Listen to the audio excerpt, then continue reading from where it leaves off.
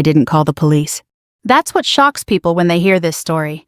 Not the bruises, not the lies, not even what I did next. It's that one choice. Because when my twin sister walked into my shop that morning, her face swollen, her lips split, her eyes trying not to meet mine.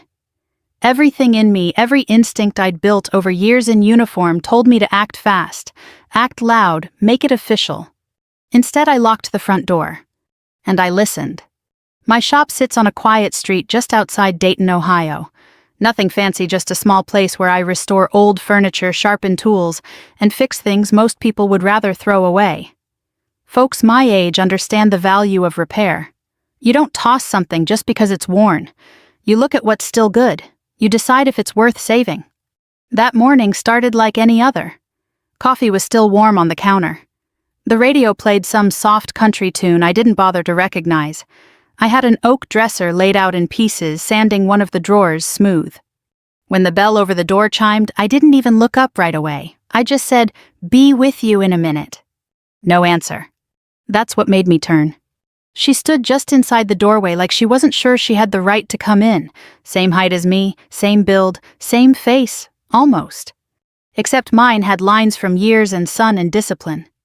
Hers was bruised.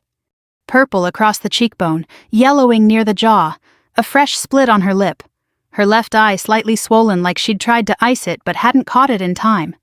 For a second, my mind did something strange. It tried to reject what I was seeing, like when you look at a photograph that doesn't quite make sense. "Emma," I said. She nodded, but her eyes stayed low. Always the same when she was hurting. Even as kids, she hated being looked at when something was wrong. I set the sandpaper down, walked over slow, not rushing, not crowding her. "Who did this?" I asked. She swallowed, shook her head. I'm okay," she said quietly. That was when I locked the door. Not dramatic, just reached over, flipped the sign to closed, turned the deadbolt. The little click echoed louder than it should have. She noticed. "You don't have to—" "I do," I said. I led her to the chair by the back table, the one I use when customers need to sit a spell. I grabbed the first aid kit without thinking. Old habit. She didn't flinch when I cleaned the cut on her lip. That bothered me more than the bruises. "You've had worse," I said mostly to myself. She gave a faint, humorless smile. "Not since we were kids." That took me back. 2 girls in a small house. Same face, different ways of dealing with the world. I was the one who stood in front. She was the one who endured behind me. I thought we'd outgrown that. "Emma," I said again, softer this time. "Look at me." She didn't. So I waited. Time does something to you when you get older. You stop chasing answers. You let them come. After a while, she lifted her eyes just enough. "They didn't mean it," she said. That sentence. I've heard it before. Not in my shop, not in my home, but in places where people say things they think will keep everything from falling apart. Who I asked carefully didn't mean it. Her lips pressed together. I saw the hesitation, the calculation, the part of her that was trying to protect something. Or someone. "Jason's boys," she said finally. I leaned back just a little.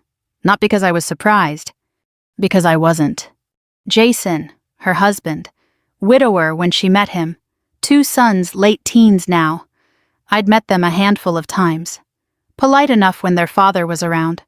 Quiet in that way that feels more like watching than listening. "How long?" I asked. "It's not like that," she said quickly. "How long, Em?" She didn't answer. That was my answer. I moved back to the counter, rinsed my hands in the sink. Needed a second to settle the noise in my head. Anger doesn't help if you let it lead. It clouds things, makes you miss details. And details matter. "Where's Jason?" I asked. "Work, out of town." Of course he was. And he knows.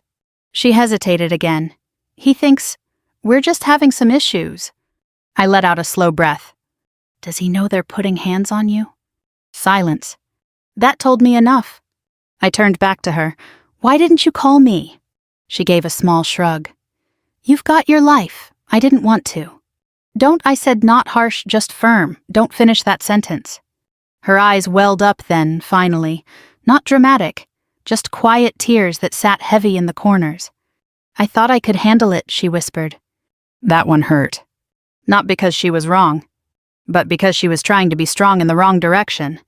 I pulled up a chair across from her, sat down, really looked this time not just at the injuries, but at the way she held herself.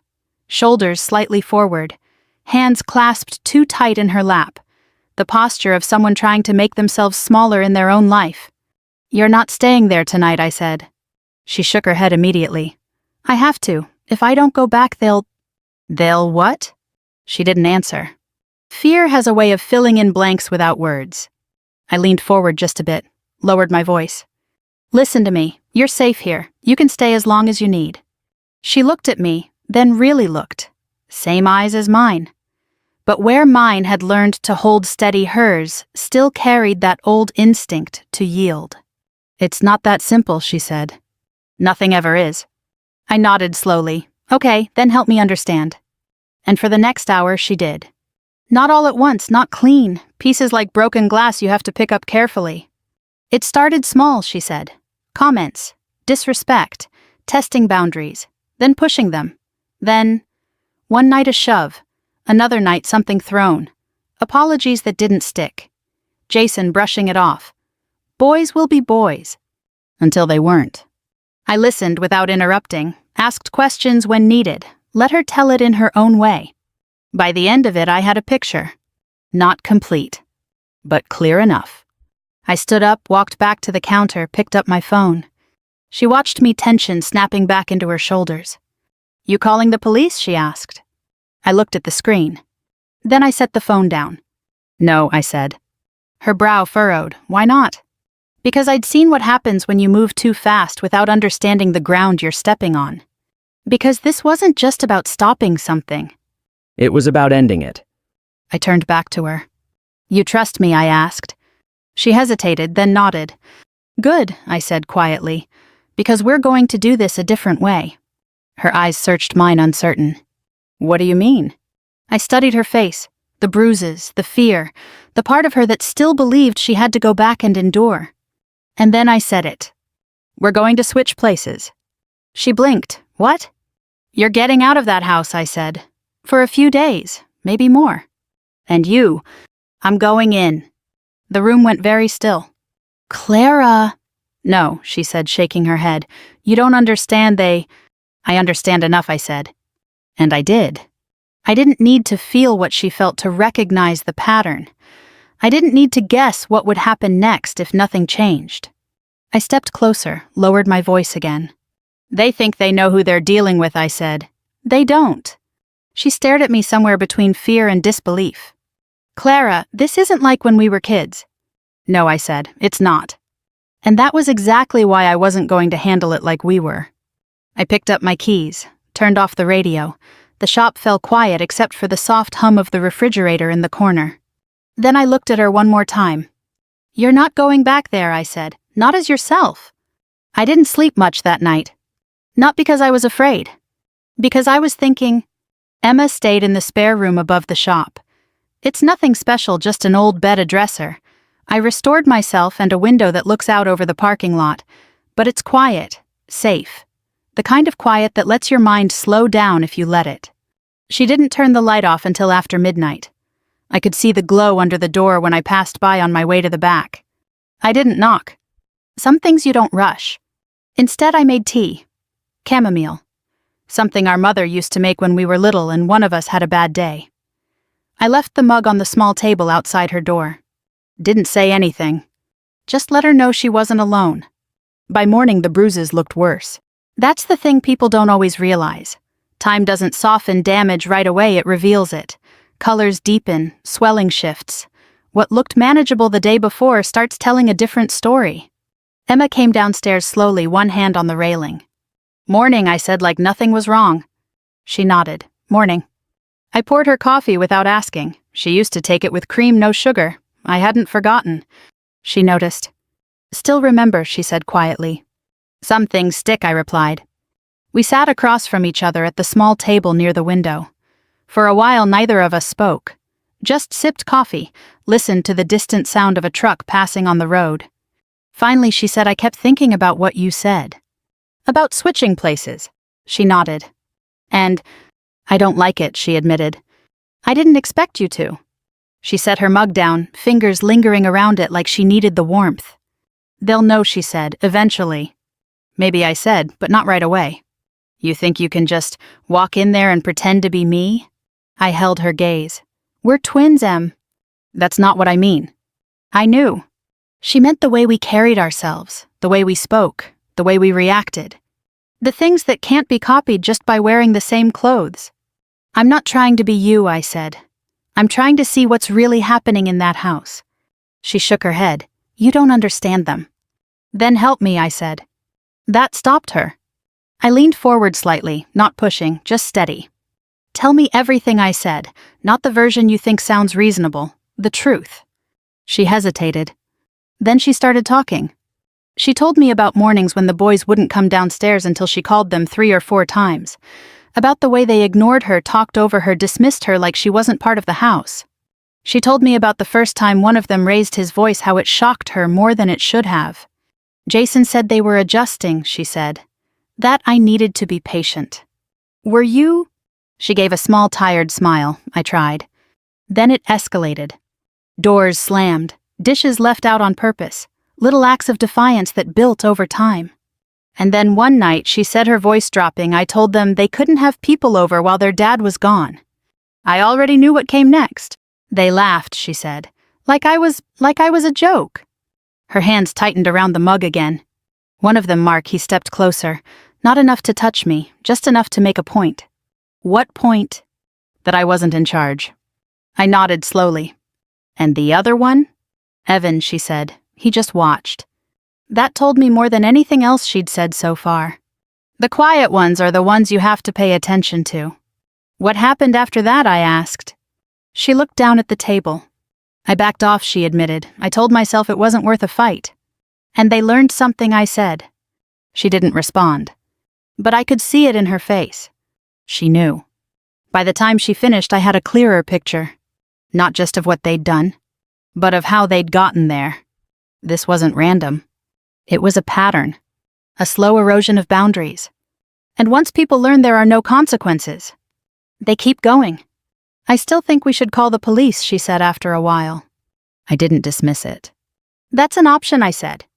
But it comes with consequences, I said. For you, for them, for the whole situation. They hurt me, Clara. I know. Shouldn't that be enough? I paused. In some cases, yes, I said. But you don't just want this to stop. You want to live in that house without looking over your shoulder. She didn't answer. Because she knew I was right. Calling the police might stop it, I continued. Or it might make things worse in the long run. Resentment, escalation, legal battles. So what are you saying, she asked. I'm saying we need to be smart about this. She leaned back, frustration creeping into her expression. You always say that, she muttered. And it's kept me alive, I replied calmly. That softened her a little. Not much, but enough. We spent the rest of the morning going over details. Her routine. The layout of the house. Where things were kept. What time the boys usually came home. The small things most people don't think about. By the end of it, I could walk through that house in my mind without ever stepping foot inside. That's a little unsettling, she said at one point. It's preparation, I said. For what? For not being surprised? Around noon, I made a call. Not to the police. To a travel agency I trust. Small place, run by a woman named Linda who doesn't ask unnecessary questions. I need a last-minute booking, I told her. For you. No, I said. For my sister. A pause. Everything okay? It will be. She didn't push. Just said where to. I glanced at Emma. Somewhere quiet, I said, near the water.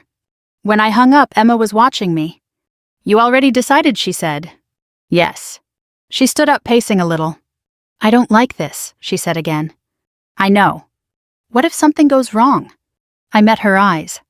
Then I'll handle it. That's not an answer. It's the only one I have, I said. The ticket was for the next morning. 3 days, maybe more if needed. Just long enough for me to see what's really going on, I told her. And then what? Then we decide the next step. She crossed her arms. And if they realize it's not me, I allowed myself a small, almost imperceptible smile. They won't, I said. Not right away. That evening we packed. Not much? Just enough to make it believable. Her clothes, her phone, her bag. We stood in front of the mirror together at one point. Same face, same features, but two very different lives written into them. You really think this will work? She asked. I adjusted the collar of her jacket. I think I said slowly that they've gotten used to a version of you that doesn't push back. She swallowed. And you, I'm not that version. Before bed, she stopped me in the hallway. Clara. I turned. What if they hate me after this? She asked. I considered that. Then they'll have to learn how to deal with that, I said. And Jason? That's on him, I replied. He's the one who should have stepped in before it got this far. She nodded, but I could tell she was still carrying the weight of it. Family does that? Even when it shouldn't. That night I finally lay down. Stared at the ceiling. Went over everything again. The plan. The risks. The unknowns. And one thing became very clear. This wasn't just about protecting Emma. It was about making sure this didn't happen again. Not to her. Not to anyone else in that house. In the quiet of that room, I made a decision. I wasn't going in there to scare them. I wasn't going in there to punish them. I was going in there to change something. And people don't like change. Especially when it forces them to face themselves. I've never believed in rushing into a situation you don't fully understand. That's how people get hurt. Or worse, make things worse. Emma's flight left just after sunrise. We drove to the small regional airport outside Dayton, the kind of place where people still nod at each other in line, where security feels more like routine than tension. She barely spoke during the drive. Just looked out the window, fingers tracing small circles on her bag. I let the silence sit. You can still change your mind, she said as we pulled into the parking lot. I turned off the engine. So can you, I replied. She shook her head. If I go back there, nothing changes. No, I said, it doesn't. We sat there a moment longer. Then she reached for the door handle, paused, and turned back to me. What if I don't recognize you when this is over? She asked. That one caught me off guard. I studied her face, the worry behind the question. You will, I said. I'm still me. She gave a faint smile.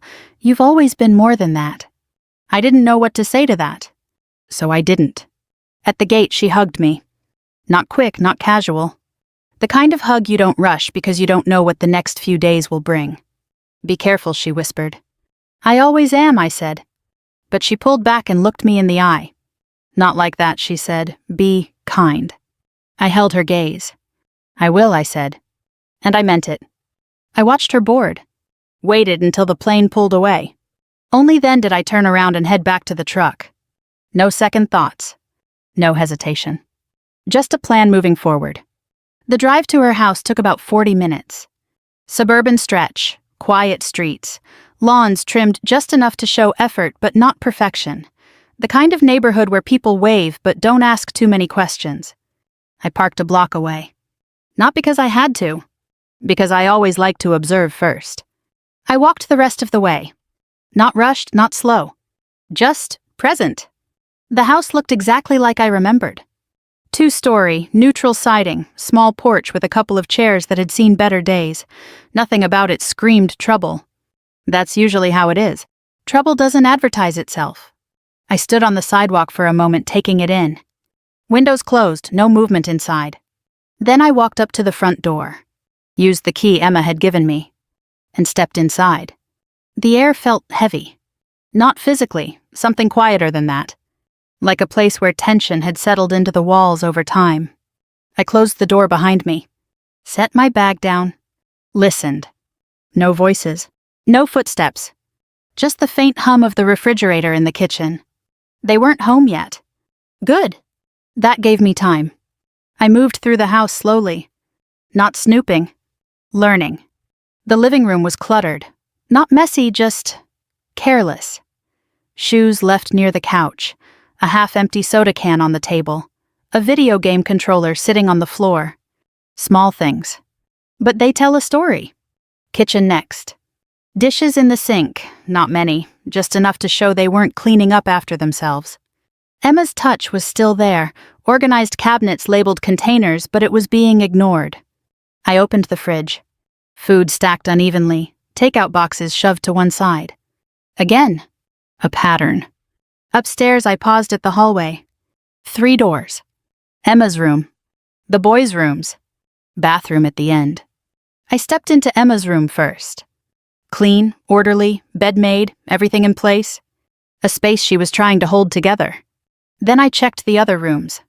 Mark's room was loud posters, clothes, scattered a sense of constant motion even when empty. Evan's room? Quiet. Too quiet. Neat, controlled? That confirmed what I'd already suspected. Different personalities. Different approaches. Same problem. By the time I came back downstairs, I had what I needed. Not everything, but enough to start. I heard the front door open around 4:15. Voices, laughter. Then the shift. The moment they realized someone was home. "Hey," Mark called out. I was in the kitchen. Back turned. Just like Emma would be. "Hey," I replied, keeping my voice even. Footsteps approached. I could feel the energy change before I even turned around.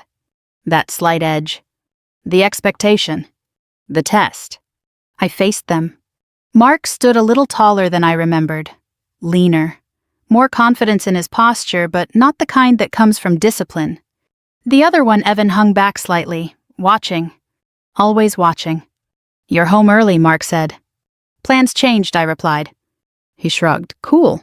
But his eyes lingered. Looking. Measuring.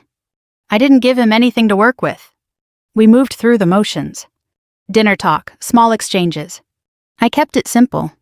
Didn't overplay anything. Didn't challenge them. Not yet. You don't walk into a situation and flip the table on day one. You let people show you who they are. Later that evening it happened. Not big. Not dramatic. But clear. Mark left his plate on the table and started to walk away. Emma would have picked it up. Quietly. Without saying anything. I didn't. Mark 1 said. He paused, turned back slowly. "Yeah.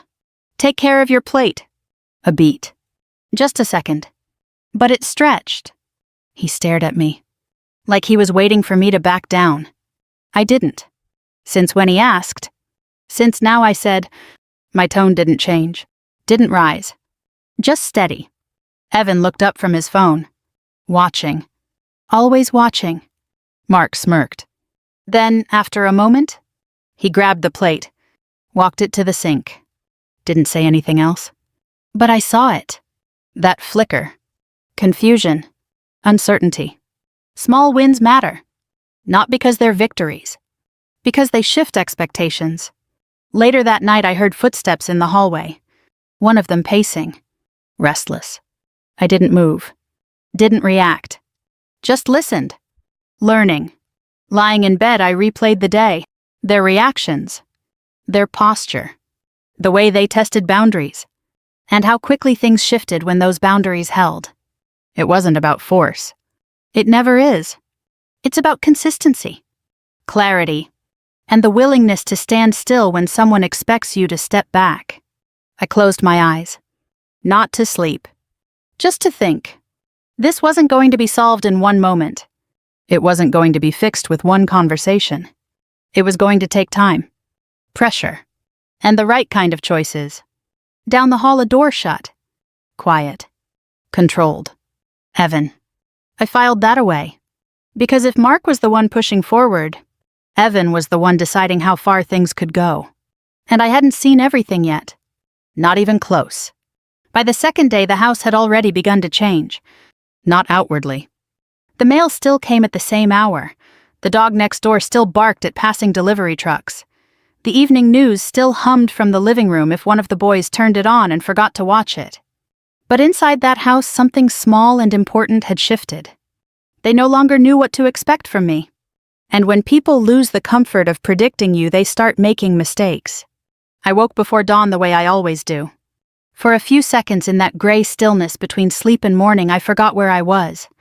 Then I saw the unfamiliar ceiling, the floral lamp on the nightstand, the framed beach photograph Emma had kept on the far wall, and I remembered. I listened. No footsteps upstairs, no pipes running, no doors opening. Just silence. I got dressed, tied my hair back the way Emma wore hers around the house, and went downstairs. The kitchen felt colder than it had the day before. I turned on the light over the stove and started coffee. Not because I wanted any, because routines calm a house, even a troubled one. By 6:30, I had eggs going in one pan and toast warming in the oven. At 7, Mark came down first. He stopped at the bottom of the stairs when he saw breakfast. "What's this?" he asked. "Breakfast," I said. He gave a short laugh, like maybe I was joking. "You don't usually cook on weekdays." I buttered the toast. Maybe I should have started sooner. He watched me for a second, trying to hear something underneath the words. Then Evan appeared in the doorway behind him, quiet as ever, already dressed, his face unreadable. He took in the table, the plates, the way I was standing, and his eyes narrowed just slightly. That boy noticed everything. "Sit down," I said. Mark didn't move. "We're not in kindergarten." "No," I said, "you're not. Which means you can sit at a table without making a production out of it." The room went still. Not because I raised my voice. Because I didn't. Mark looked over at Evan, maybe expecting backup, maybe just checking whether he'd imagined the firmness in mine. Evan pulled out a chair and sat. That was all it took. Mark sat too. I served the eggs, poured coffee, put juice on the table. No one thanked me. I hadn't expected them to. For a minute or two, all I heard were forks against plates and the low hum of the refrigerator. Then Mark said Dad called last night. I kept my eyes on my mug, I know. He said he might be home tomorrow instead of Friday. That's good. Mark took another bite, watching me chew over the edge of his fork. You didn't tell him what happened. There it was. Not a question. A probe. I set my cup down carefully. What do you think happened? His face changed for half a second. Not guilt, not exactly. More like irritation that I hadn't followed the line he expected. I think he said slowly, "You like making things sound worse than they are." Evan didn't look up from his plate, but I saw the corner of his mouth tighten. Interesting. I leaned back in my chair. Then this is a good time for you to tell me what they are. Mark's fork stopped in midair. You always do that, he muttered. Do what? Act like we're criminals. I let a small silence sit between us. Then I said people don't feel accused unless something in them is already answering the question. That landed harder than I intended, or maybe exactly as hard as it needed to. Mark pushed his chair back. I'm done. He took his plate to the sink, but not because I asked this time. He did it because he needed motion, needed somewhere for the anger to go. Evan stayed seated. When Mark left the room, Evan finally spoke. You're different. I looked at him. He had his mother's chin from what little I remembered of the photographs in Jason's hallway, but there was something older in his eyes, something tired. People get tired, I said. That's not what I mean. No, I said, I don't suppose it is. He held my gaze for 1 second too long, then stood and carried his plate over in silence. I didn't stop him. After they left for school, I cleaned the kitchen and began paying attention to the house in the way you pay attention to a person's face during a hard conversation. Not just what was obvious. What was repeated. What was worn down. The back door lock stuck unless you lifted it slightly before turning. The cabinet under the sink had a fresh dent in it, low and hard enough to come from a kick. One dining chair had a repaired leg, but not Emma's kind of repair, quick, ugly, impatient. In the downstairs half bath, I found a small bottle of foundation tucked behind the hand soap. Wrong shade for Emma. Darker, cheap brand. Someone had been covering something in that mirror. I stood there longer than I cared to admit, looking at that little bottle like it could tell me the rest on its own. Abuse doesn't always sit in the center of a room.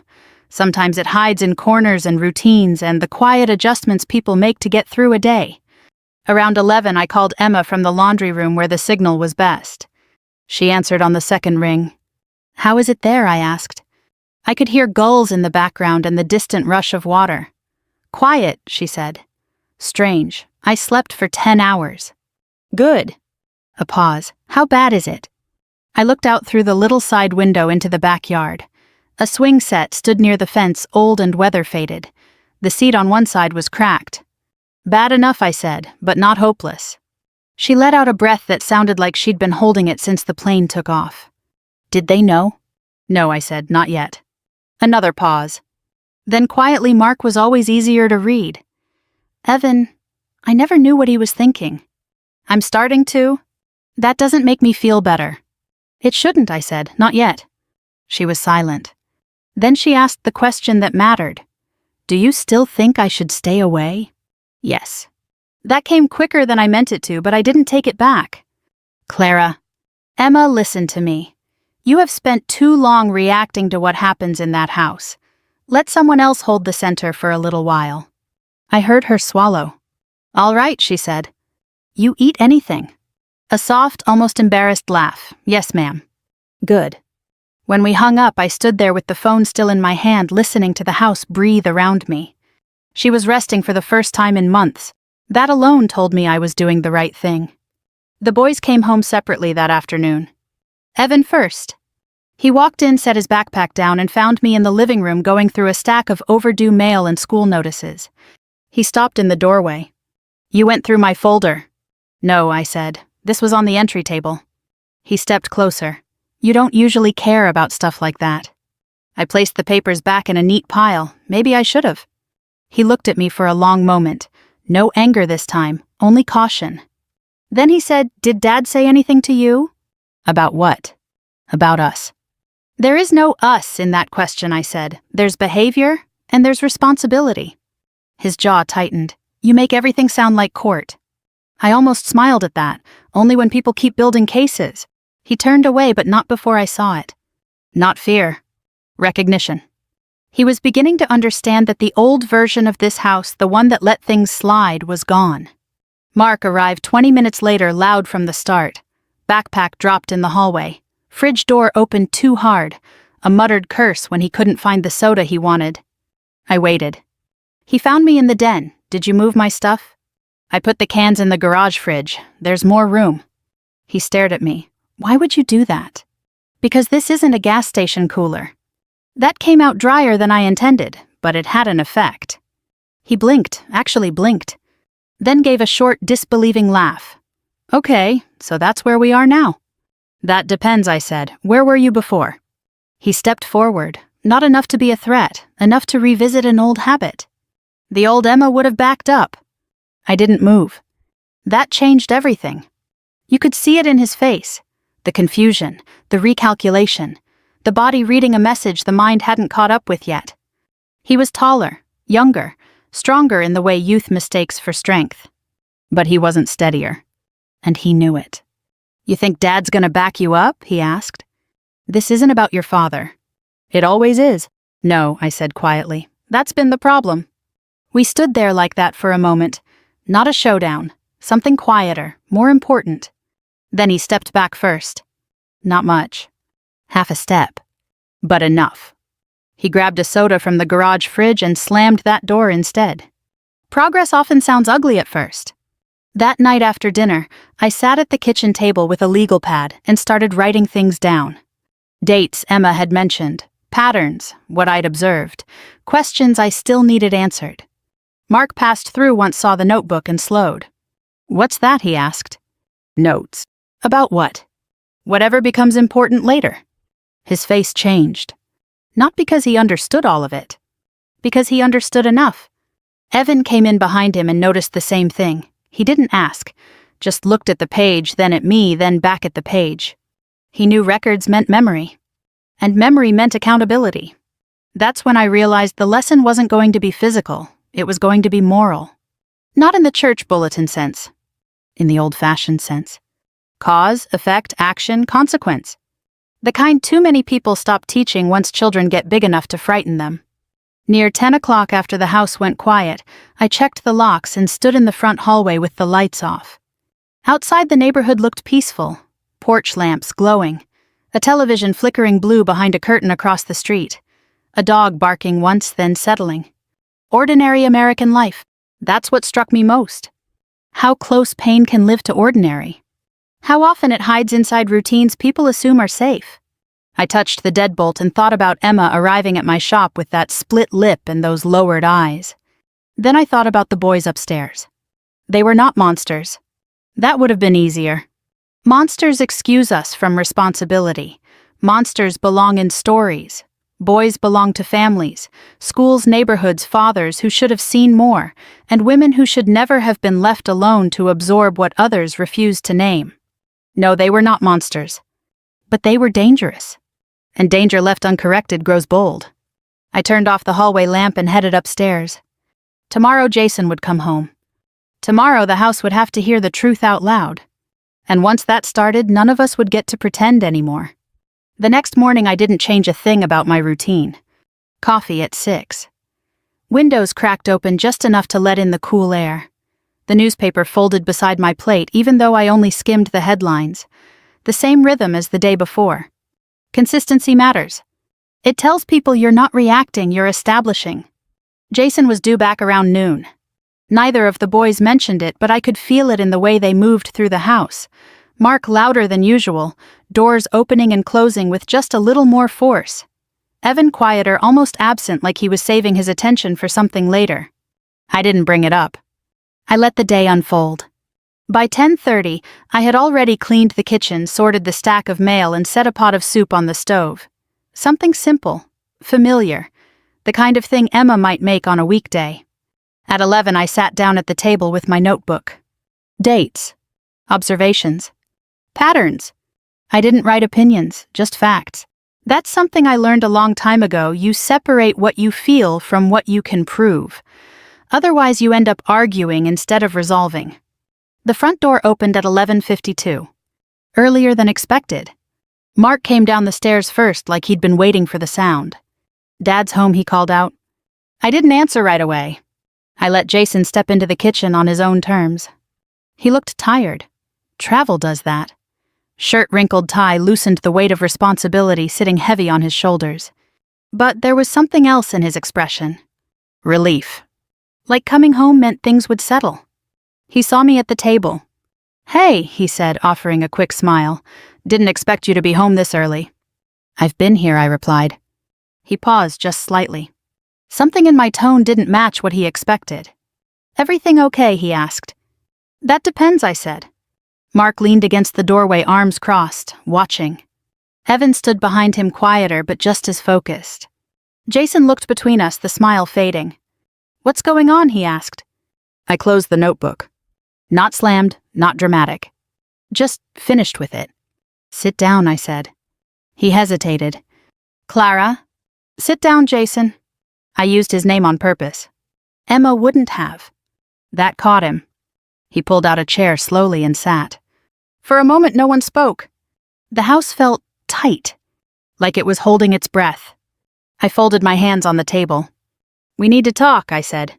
Jason gave a small, uneasy laugh. "That doesn't sound good." "It isn't," I said. Mark shifted his weight. "About what?" Jason asked. I looked at him directly. "About your sons." The room changed. Subtle, but real. Jason leaned back slightly, defensive but trying not to show it. "They've been acting out," he admitted. "I know that. Teenagers. This isn't about acting out." He frowned. "Then what is it about?" I didn't answer right away. Instead, I reached over and opened the notebook. Turned it toward him. Dates. Short descriptions. Nothing exaggerated. Nothing emotional. Just a record. He looked down at the page. His brow tightened. "What is this?" he asked. "Your house," I said. "Your sons. Your responsibility." Mark let out a scoff. "Are you serious right now?" I didn't look at him. Jason did. "Mark," he said, warning in his voice. But it was weak. Too late. Too uncertain. That's part of how things got this far. Jason turned back to me. "You're saying they did all this." "I'm saying it happened," I replied. "And you didn't tell me." There it was. Not concern. Not disbelief. But blame shifting. I held his gaze. "You didn't ask the right questions," I said. That landed harder than anything else I could have said. Jason's face changed. Not anger. Something deeper. Recognition. Mark pushed off the doorway. "This is ridiculous," he said. "She's making it sound worse than it is." I turned my head slowly. Looked at him. Not sharp. Not aggressive. Just steady. "Then explain it," I said. He opened his mouth. Closed it. Looked at his father. Waiting. Jason hesitated. That hesitation said everything. Evan spoke then, quiet but clear. "We didn't mean it like that." All three of us looked at him. He didn't flinch. "Mean it like what I asked." He took a breath. Like hurting her, he said. The word hung there. Hurt. Not argue. Not push. Hurt. Jason's head snapped toward him. What do you mean hurt her? He asked. Evan didn't answer right away. Mark stepped in. It wasn't like that, he said quickly. She's overreacting. I stood up. Not fast. Not threatening. But enough to shift the energy. No, I said calmly, she isn't. Jason looked between us, confusion turning into something sharper. What happened? He demanded. Silence. Heavy. Uncomfortable. Necessary. I reached into my bag and pulled out my phone. Set it on the table. I didn't call the police, I said. Jason blinked. Why would you? Because I wanted you to hear this first. I pressed play. Audio. Not video. I'd started recording the day before. Nothing illegal. Just conversations. Tone. Words. Context. Mark's voice filled the room first. Sharp. Dismissive. Then Evan's. Quieter. But no less clear. The room seemed to shrink as the recording played. Jason's face went pale. Not dramatically. Just drained. When it ended, I turned the phone off. Silence again. Longer this time. Jason ran a hand over his face. I didn't know, he said. It came out rough. Almost broken. I know, I replied. That wasn't comfort. It was fact. He looked at his sons. Really looked this time. What is this? He asked them. Mark shook his head. It's not what it sounds like. It sounds exactly like what it is, I said. He snapped toward me. Stop talking like that. I didn't raise my voice. But I didn't back down either. No, I said, I won't. That stopped him. Because for the first time, someone wasn't adjusting their tone to make him comfortable. Evan spoke again. We got carried away, he said. Jason stared at him. Carried away, he repeated. Evan nodded once. It wasn't supposed to what Jason cut in, to leave marks. Evan looked down. Didn't answer. Mark shifted again, restless. You're blowing this up, he said. It's not like we beat her or anything. The words hit the room like something dropped from a height. Jason closed his eyes for a second. When he opened them again, they were different. Clearer. Harder. That's enough, he said. Mark froze. Not because of the volume. Because of the tone. It had changed. Finally. I stepped back slightly. Not leaving. Just creating space. This part wasn't mine to lead anymore. Jason stood up. Looked at his sons. I should have seen this, he said. No one argued. Because it was true. I should have asked more questions. I should have listened. He turned to me. I'm sorry. I nodded. Don't say that to me, I said. His throat tightened. Say it to her. He sank back into the chair. Ran his hands through his hair. For a long moment, no one spoke. Then I said the thing that needed to be said. This doesn't end with an apology. Jason looked up. What do you mean? I mean, this changes, I said, or it gets handled another way. Mark scoffed again, but it was weaker this time. What you gonna call the cops now, he said. I met his eyes. If I need to. That was the first time I'd said it out loud. Not as a threat. As a boundary. He felt it. So did Evan. Jason straightened in his chair. What do we do, he asked. That question mattered. Not how do we fix this quickly. Not how do we make this go away. But what do we do? I leaned against the counter. You start by acknowledging what happened, I said, out loud. He nodded slowly. Then turned to his sons. Did you hurt her, he asked. Silence. Then quietly. Yes, Evan said. Mark didn't speak. But he didn't deny it either. That was enough. The room shifted again. Not lighter, but clearer. Truth has a way of doing that. I looked at all three of them. This is where it changes, I said. No one argued. Because deep down, they all knew it had to. The house didn't get quieter after that. It got honest. And honesty has a sound to it, less shouting, more weight. No one left the kitchen right away. Jason stayed seated, elbows on the table, hands clasped like he was trying to hold something together that had already come apart. Mark stood near the doorway, eyes moving between the floor and his father, restless in a way that had lost its edge. Evan had taken a step back, not hiding, just giving space. I stayed where I was near the counter. Present. But not in the middle. This wasn't my family to run. It was my sister's family to reclaim. Jason was the first to speak. "We're not moving past this," he said more to himself than anyone else. Then he lifted his head and looked at both boys. "We're going to deal with it." Mark exhaled through his nose. "We said we were sorry." "That's not dealing with it," Jason replied. "It's a start," Evan said quietly. Jason nodded once. "It is, but it's not enough." He turned to me. "What would you do?" I didn't answer right away. I let the question sit because the answer mattered, and because I needed him to understand that whatever came next had to come from him.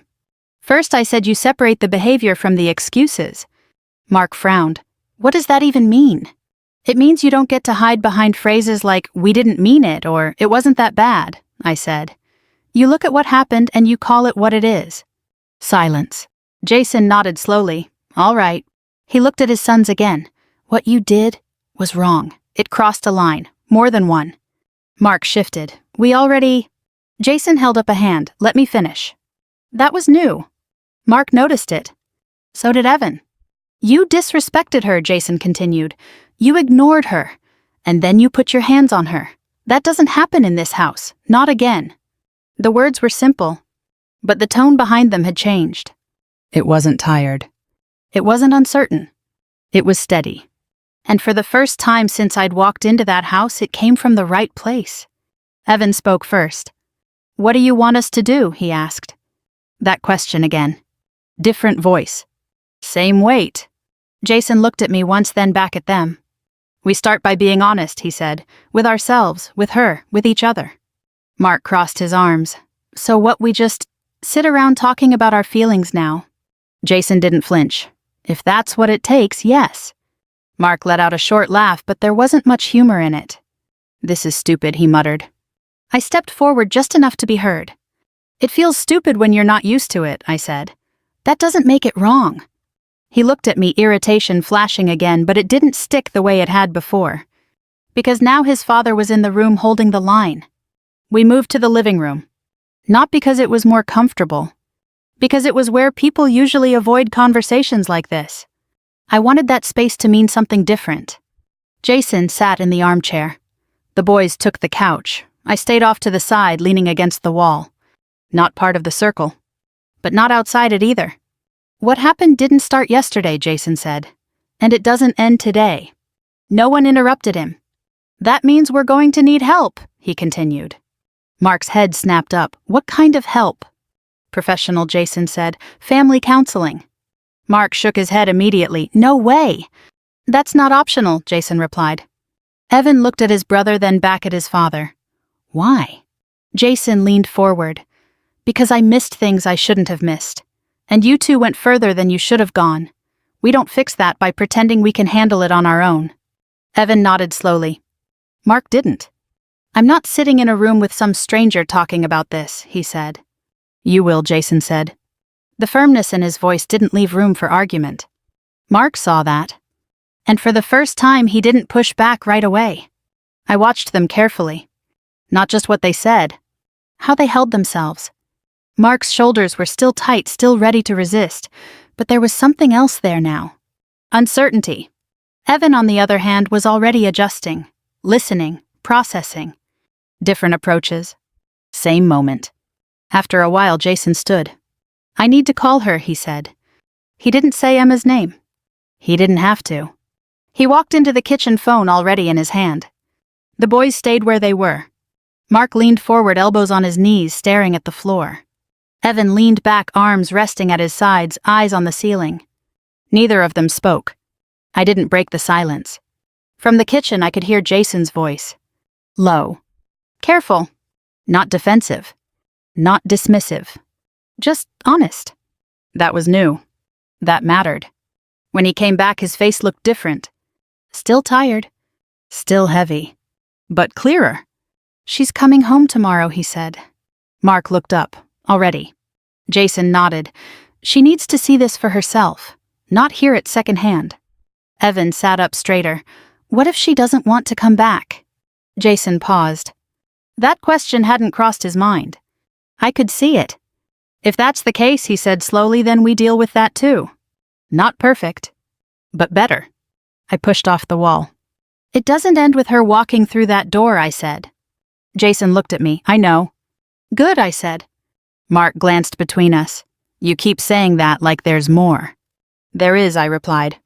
He frowned. Like what? I met his eyes. Like trust, I said. You don't get it back just because you say the right things for one afternoon. He looked away, because he knew that was true. The rest of the evening passed quietly. No shouting. No slammed doors. Just space. The kind of space people need when they're starting to understand something they can't ignore anymore. Later that night, I stood in the hallway again. Same spot as the night before. Same quiet street outside. But the house felt different. Not fixed. Not healed. Just shifted. Jason came up behind me. You handled that differently than I would have, he said. I didn't turn around. That's why I was here, I replied. He nodded. I should have seen it, he said again. Yes, I said. No comfort. No softening. Just truth. He exhaled slowly. Thank you, he said. I turned then. Don't thank me, I said. Do better. He held my gaze. Then nodded. I went to bed after that. For the first time since I'd arrived, I slept. Not deeply. Not without thinking. But enough. Because the hardest part wasn't what had already happened. It was what came next. And in the morning, Emma would walk back into this house. Emma came home just after noon. I was standing at the kitchen sink drying a plate I'd already dried once when I heard Jason's truck pull into the driveway. The sound of it settled something in me and stirred something else. Relief, maybe. Or caution. Usually at my age, the two travel together. I set the plate down and wiped my hands on a dish towel. No one spoke right away. The front door opened, then closed. I heard one set of footsteps pause on the mat as if the person standing there needed a second to gather herself before stepping back into the life she'd left. When Emma entered the kitchen, the room changed. Not in some grand dramatic way, more quietly than that. It changed because truth had already been spoken there, and now the person most hurt by it had arrived to hear what came after. She looked better than she had when she came into my shop. Not healed, not rested enough to erase everything, but steadier. The swelling had gone down. The bruise near her cheekbone had turned that fading yellow-green that looks ugly before it disappears. She wore a simple blue cardigan and jeans, no makeup, no attempt to cover what had happened. That mattered. Jason stood just behind her, not guiding her, not touching her unless invited. Good. He was learning. Mark and Evan were already in the room. I had asked them to be there before she walked in. Not because they liked it, because that was where they belonged. Emma's eyes met mine first. I gave her the smallest nod. You're not alone. Then she looked at the boys. Mark dropped his eyes almost immediately. Evan held her gaze for a second, then lowered his too. Jason cleared his throat. Emma, he said softly, we've been talking. She gave a tired little half smile that held no humor. That's usually what people say before something difficult. No one argued with that. I pulled out the chair at the table for her, but she remained standing. No, she said quietly, I'd rather hear it like this. So she stood, and the rest of us stayed where we were. Jason went first. I failed you, he said. There was no long speech before it, no soft let-in, no excuse. Just the truth. Emma blinked, and I saw the words hit her harder than tears would have. I thought I was keeping things together, he continued. I told myself it was stress adjustment, normal conflict. I kept choosing the easiest explanation because I didn't want to believe I'd let this happen in my own house. Emma didn't speak. She was listening the way wounded people listen, not for beauty, not for performance, but for honesty. Jason went on. I should have asked more. I should have noticed more. I should have protected you. At that, Emma's chin trembled just slightly. Then Evan spoke. We were wrong. Simple words, quiet voice, no drama. But he meant them. He looked directly at her now. I was wrong, he said. I let things go too far. I knew better. Emma's eyes moved to him, then to Mark. Mark looked like he'd rather be anywhere else, which frankly was appropriate. Shame should feel uncomfortable. That's part of what makes it useful. He swallowed once, then said, I kept thinking if I made you uncomfortable enough, you'd stop acting like this was your house. Emma stared at him. He forced himself to continue. And then I got used to doing whatever I wanted. He rubbed his hands together, looked at the floor, then back up. I told myself it wasn't serious, that I wasn't really hurting you. But I was. The room held still. Then Emma did something I wasn't expecting. She sat down. Not because she was weak, because sometimes the truth lands in the body before it lands in the mind. I moved toward her automatically, but she shook her head once and I stopped. Jason lowered himself into the chair beside her, though he kept a respectful distance. We're starting counseling, he said. All of us. I've already made the calls. Emma let out a slow breath. You did that already? Yes. She nodded faintly. Then she asked the question that mattered most. And what happens when this house gets comfortable again? That was the right question. Not what happens now in the heat of guilt. What happens later when ordinary life returns and memory starts getting lazy? Jason answered carefully. Then I don't let comfort make me blind again. She looked at him for a long time. I could almost hear her measuring whether that sentence had backbone. Then she turned to the boys. And you? Evan answered first. I don't get to be the quiet one anymore. Good, he understood his role. Mark took longer, but when he finally spoke, it was clearer than before. I get a job after school, he said. I pay for the damage in this house, and I stay away from you until you say otherwise. That one came from Jason, I was sure, but Mark said it without resentment. That mattered too. Emma's hands were folded tightly in her lap. I recognized that grip. It was how she held herself together when she was deciding whether forgiveness was possible. Not easy. Possible. Then she looked at me. Of everyone in that room, I was the one person who had seen her at her most broken and her most guarded.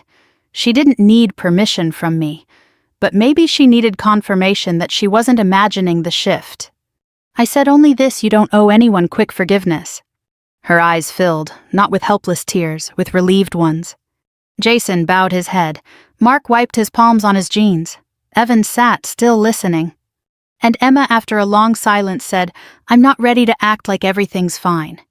No one's asking that, Jason replied. Good, she said, because it isn't.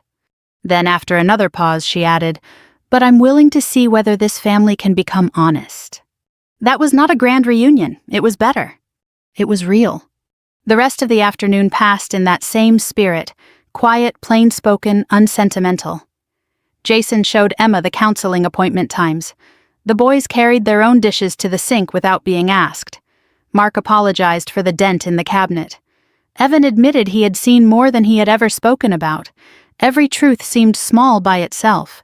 Together they formed a kind of repair. Not complete, but begun. By evening I knew it was time for me to leave. Emma walked me out to my truck while the sky turned soft over the neighborhood. The air smelled like cut grass and somebody's charcoal grill down the street. Ordinary life again. Funny how precious that can feel after a hard week. She stood beside the driver's door and folded her arms against the breeze. You didn't call the police, she said. I looked at her. Number. Why? There are questions people ask for information, and questions they ask because they need the shape of a thing explained to their heart. This was the second kind. Because you didn't need someone to come in and shatter everything I said. You needed someone to stop the pattern long enough for the truth to stand up. She stared at me, eyes glassy in the porch light. You always were the stronger one, she whispered. I shook my head. No, I was just trained to move sooner. That made her laugh through her tears, and for the first time in days it sounded like my sister again.